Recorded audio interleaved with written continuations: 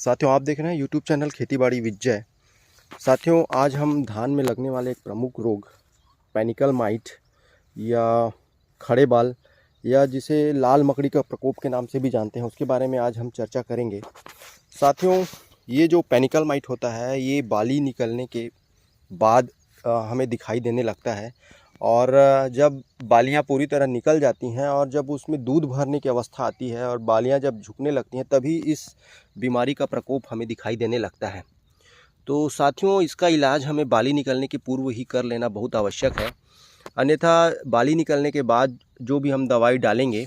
वो काम नहीं करेगा, क्योंकि जो माइट होता है वो बाली निकलने के पहले ही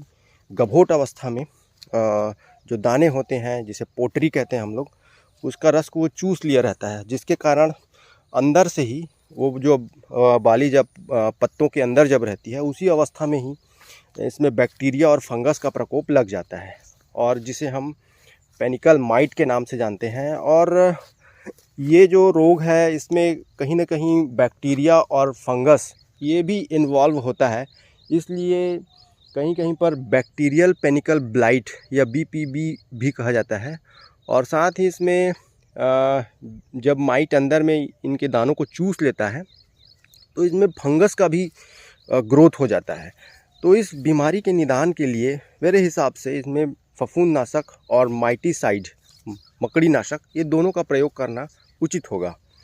तो साथियों, आज मैं स्पाइरोमेसिफेन 22.9% SC फार्मूले के बारे में आज आपको बताऊंगा। ये जो टेक्निकल है, इसे बायर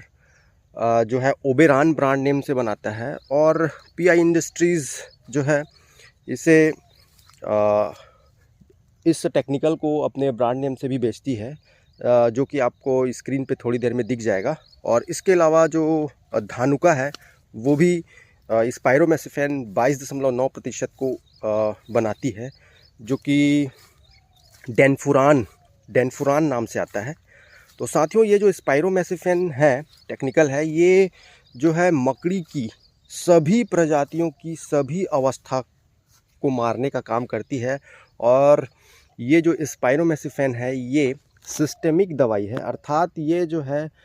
जब हम धान के पौधे पे इस दवाई का स्प्रे करेंगे तो ये धान की पत्तियों से अंदर चला जाता है पौधे के, और इस प्रकार से ये अपनी क्रिया करता है, जिसके कारण अंदर में जो छुपा हुआ मकड़ी होता है वो भी इस दवाई के प्रयोग से मर जाएगा। तो साथियों, ये जो सिस्टेमिक दवाई है ओबेरॉन, इसके साथ हम फफूंदनाशक का भी इस्तेमाल करें, ताकि जो फफूंद जनित रोग है और जिसके कारण ये जो हम देख रहे हैं पिछले कुछ सालों से हमें धान के उत्पादन में काफ़ी ज़्यादा गिरावट देखने को मिल रही है, तो इस बीमारी का निजात हमें इससे मिल सकता है। और साथियों, इसकी जो प्रयोग करने का समय है वो गभोट की अवस्था होती है, जब बालियाँ निकलने की स्थिति में होती हैं और बालियाँ जो है निकली ना हो, उस अवस्था में इस दवाई का इस्तेमाल करें। और एक चीज़ और मैं बताना चाहूँगा साथियों, हम लोग किसान भाई लोग क्या करते हैं कि जो SC और EC फार्मूलेशन वाली जो दवाई हैं, या कभी कभी बहुत सारी दवाइयों को आपस में मिला देते हैं, जिसके कारण हमें जो दवाई है उसका अपेक्षित या सही परिणाम प्राप्त नहीं हो पाता है। तो ये जो स्पाइरोमेसिफेन है, जो जिसे बायर ओबेरॉन के नाम से बनाती है, ये SC फार्मूलेशन वाली दवाई है।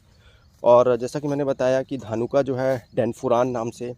और PI इंडस्ट्रीज़ भी इसको बनाती है। तो ये जो SC फार्मूलेशन वाली दवाइयाँ होती हैं, इनके साथ हम कोशिश ये करें कि ज़्यादा दवाई ना मिलाएं, और ऐसी दवाइयों को मिलाएं जो SC या WG फॉर्म में हो। जैसे कि आप देखते हैं बायर का नेटिवो होता है, WG फॉर्म में होता है, और जो एमिस्टार टॉप है, या और अन्य जो इस तरह की जो फफूंदनाशक होते हैं जो SC या WG फार्मूलेशन में होती हैं। और तना छेदक की भी दवाइयाँ आजकल SC फार्मूलेशन में हमें काफ़ी ज़्यादा मात्रा में मिल रही हैं,